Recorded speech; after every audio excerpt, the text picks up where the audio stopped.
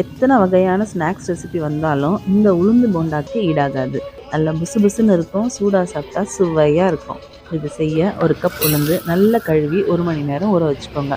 நல்லா ஊறினதும் மிக்ஸி ஜாருக்கு மாற்றி ஒரு பச்சை மிளகா, 1 இன்ச் இஞ்சி சேர்த்து கொஞ்சம் கொஞ்சமாக தண்ணி சேர்த்து கெட்டியாக அரைச்சி ஒரு பவுலுக்கு மாற்றிடுங்க. 1/2 ஸ்பூன் உப்பு, கொஞ்சமாக பெருங்காயம், பொடியை நறுக்கின தேங்காய் 2 டேபிள் ஸ்பூன் நல்லா 1 நிமிஷம் அடித்து கலந்து விட்டுக்கோங்க. 1/4 ஸ்பூன் மிளகு, 1/2 ஸ்பூன் சீரகம் இதையும் நல்லா கலந்து விட்டுக்கோங்க. கையை தண்ணியில் நினச்சி மாவு எடுத்து போண்டா போட்டால் ஷேப்பாக வந்தால் பர்ஃபெக்டாக இருக்குது மாவோட கன்சிஸ்டன்சி. எண்ணெய் நல்லா காஞ்சதும் மீடியம் ஃப்ளேமில் கொஞ்சம் கொஞ்சமாக மாவு எடுத்து போண்டாவை பொறுமையாக போடுங்க. லைட்டாக வெந்ததும் திருப்பி திருப்பி விட்டு எல்லா சைடும் நல்லா வெந்து கலர் மாறினதும் எடுத்தால் நம்ம போண்டா ரெடி.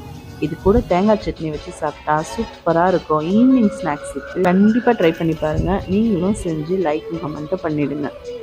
ஃப்ரெண்ட்ஸ் அண்ட் ஃபேமிலிக்கும் ஷேர் பண்ணிவிடுங்க. அப்படியே சப்ஸ்கிரைபும் பண்ணிவிடுங்க. தேங்க்யூ.